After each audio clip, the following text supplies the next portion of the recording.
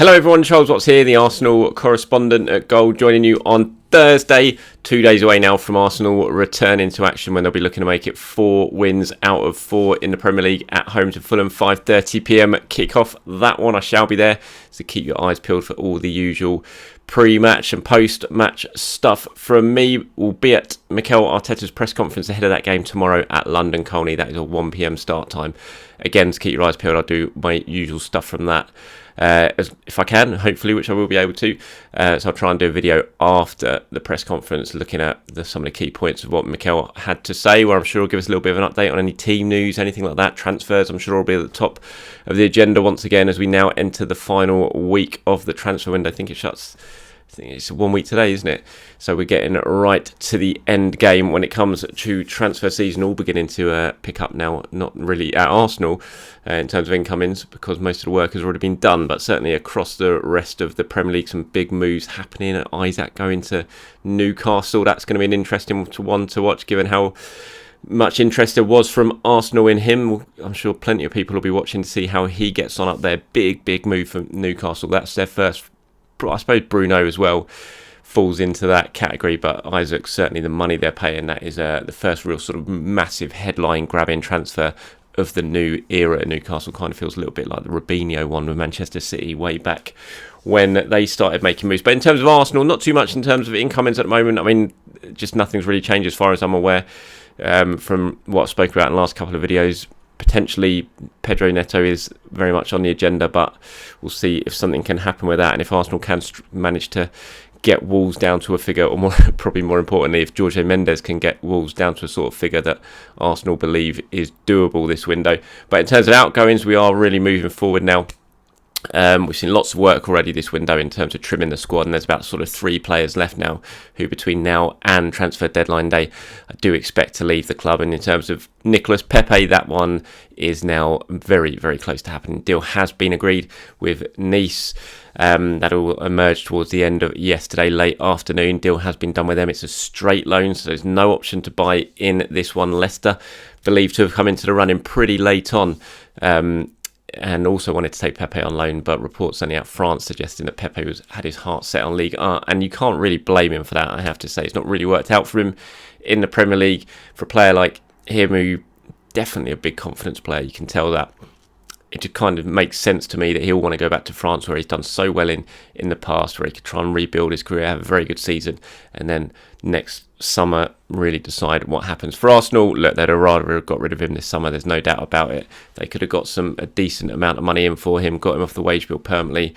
Obviously, they would have preferred that. It hasn't happened. It's no surprise it hasn't happened. It always felt like this was going to be a loan for Pepe this summer, just because of the finances involved, and clubs just weren't going to be able to pay his wages, and they weren't going to be able to pay any sort of substantial transfer fee that Arsenal would have liked. So it always felt like a loan, and that's where we are right now. I don't know when it's going to go through, but Nice obviously want to get it done pretty quickly now, and the fact that the deal has been agreed, it's just a case of him going over, doing his medical, completing all the necessary sort of paperwork to finalise that one. So I'll be very surprised if that breaks down now at this late stage. So Nicolas Pepe on his way to Nice, barring any very late complications, and then it's all about Ainsley, Maitland-Niles and Hector Bellerin after that, the 2 more players who Arsenal are looking to get out the door.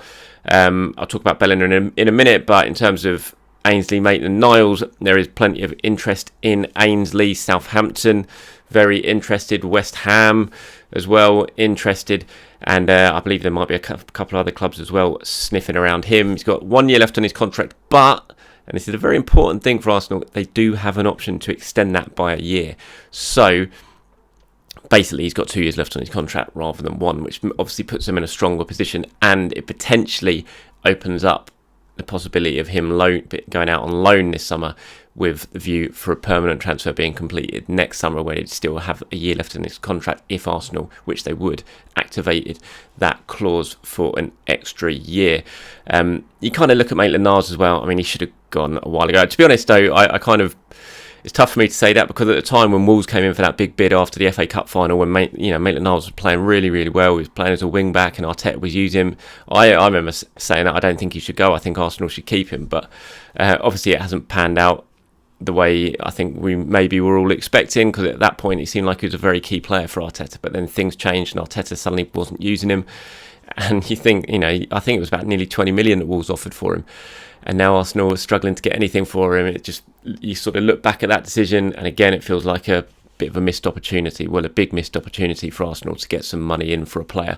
And now they're not going to get anything like that. So a bit of a shame the way it's all worked out. But for him, at 25 now, he needs to go out and play, and he needs to really go and kickstart his career again, because he's had a couple of loans recently, West Brom, Roma. They haven't really worked out. And he needs to get going, because it wasn't long ago, like I said, he was playing a key role for Arsenal winning the FA Cup, and he was part of the England squad because of those performances. So he needs to go and kick on his career somewhere else now, and I wouldn't be at all surprised if that happens between now and the end of the transfer window, because there's plenty of interest in Ainsley. In terms of Hector Bellerin, that's still very much a waiting game. I'm still fully expect Hector to leave between now and the end of the window. I'd be surprised if he stays, but it hasn't happened yet. And Betis is still the club that he wants. Betis is still a club that want him, but in Spain it's quite difficult at the moment. Barcelona have been struggling with it. Other clubs have been struggling with it. Clubs have to move players on because of the strict rules over there at the moment, how sort of squad size, wages, all that sort of thing. And how players get registered.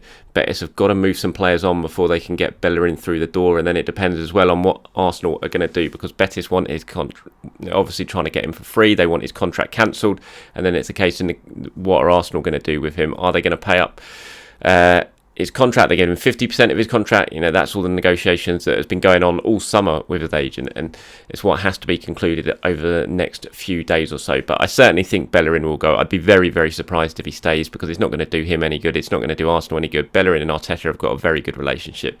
Arteta will want something sorted out for him, and Bellerin absolutely wants to go back to Real Betis. So we'll see if that happens. Barcelona are there in the background as well, but there's been no concrete talks or concrete offer or anything like that when it comes to Barcelona and Bellerin. So Betis is still very much in the pole position when it comes to him.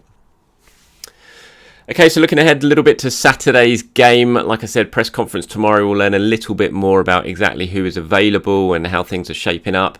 But you kind of look at who's going to start in that game, and unless something's gone on that we don't know about in training this week, or there's been any reaction to an incident at the weekend against Bournemouth, then you just think it's going to be the same team again. And last week I thought maybe Tomiyasu should come back into the side at Ben White's expense, but having seen Ben White against Bournemouth, I'm kind of changing my mind now. I think, like all you guys were saying, you proved me wrong once again, that I'm in agreement. I think at the moment you just don't change that winning team. You keep the winning formula. You keep Ben White at right back and keep Saliba and Gabriel as the two centre-backs, and it's very good, halfway through the second half, if you've got a Kieran Tierney and you've got a Tomiyasu to throw on and shore things up, if indeed Arsenal are going to need to shore things up against Fulham, although Fulham had a decent start to the season, so they can't be underestimated. But you would think, it's just going to be the same starting 11, which would be fantastic for Arteta. If you could name the same starting 11 4 games in a row, it just brings a lot of continuity to the team. The players are building partnerships and getting used to each other, and if you can continue to do that, if everyone stays injury free, then it is fantastic. I mean, Arteta does have options. That's a nice thing for him to be able to have. Like I said, you've got Tierney, you've got Tomiyasu, so you could potentially change things up. If tactically you wanted to do something a little bit different, you've got that option of changing things up. But I just think for this one, Fulham at home, you're just not going to tweak too many things. You're not going to worry too much about Fulham. Yes, they've got some threat. Yes, they've picked up some decent results this season. Mitrovic is going to cause problems in the air.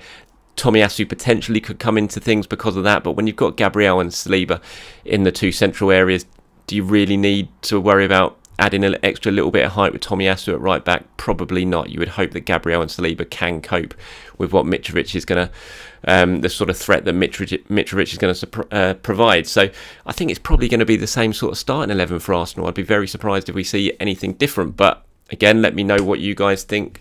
Do you think it should be unchanged once again for Mikel, or do you think he should make changes? If so, who should come into the side? I can't really see any changes in midfield or attack. It's just going to be the same 11, isn't it? Thomas Partey's going to be holding, then you're going to have Odegaard and Granit Xhaka in those two more advanced roles, and then it's just going to be Saka, Jesus and Martinelli up front in the front three. So I'd be very surprised if we see anything different to that. But like I said, please let me know what you guys think in the comments below. A couple of little bits of sort of draw housekeeping. Obviously, it was the Carabao Cup draw last night. I'm sure you've seen that. Arsenal are going to be at home to Brighton. Not the best draw in the third round, especially considering Brighton's record against Arsenal in recent years. It's not great. Arsenal pretty terrible when they play Brighton. Graham Potter, going back to when he was at I've forgotten their name. The team in Sweden. I should know. I was there for both games. I went to Sweden for Östersunds, wasn't it? When he was coach of Östersunds, he got one over Arsene Wenger at the Emirates, and he's continued that since Emery and Arteta came on board. He's got a bit of a voodoo sign over Arsenal. So not the easiest draw, but it's not a very exciting one, is it either?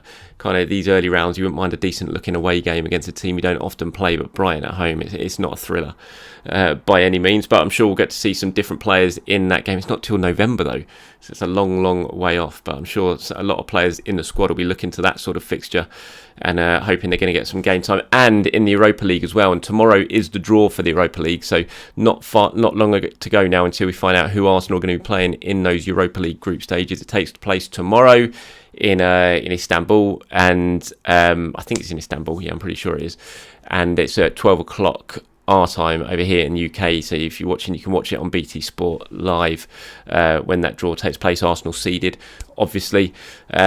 And this is a competition they can absolutely really go for this season. I'm really looking forward to seeing what Arsenal can do in the Europa League. Been so close in recent years to it, getting to the final, getting to semi-final. Kind of feels like there's unfinished business in this competition. Yes, obviously we'd want Arsenal to be playing in the Champions League this season. I get that. But look, that's gone. It's not happening. So we've got to focus on the Europa League. And you look at it this season, and this is a very winnable trophy for Arsenal. And I'm really, really hoping, and I know they will, that they'll take it very, very seriously, and they'll really try and get this trophy in the trophy cabinet. And obviously, if you do that, then you're guaranteed yourself a position in next season's Champions League, no matter what happens in the top four. So, yeah, 12 p.m. UK time, you can watch that draw live. Arsenal seeded in that one, so we'll find out very, very soon who Arsenal will be playing in the group stages. First game is on September the 8th, so not long to go at all for that opening game of the Europa League for Arsenal. That's it from me. Thank you very much for watching, everyone. I do hope you have a good end to the day. Like I said, I'm at the press conference tomorrow at London Colneys. Keep your eyes peeled on my social media for all updates when Mikel Arteta speaks to us at the media, and then I'll try and do a video after as well, looking at what he had to say and looking a little bit further ahead to that game against Fulham as well. Have a great day, everyone. Speak to you soon.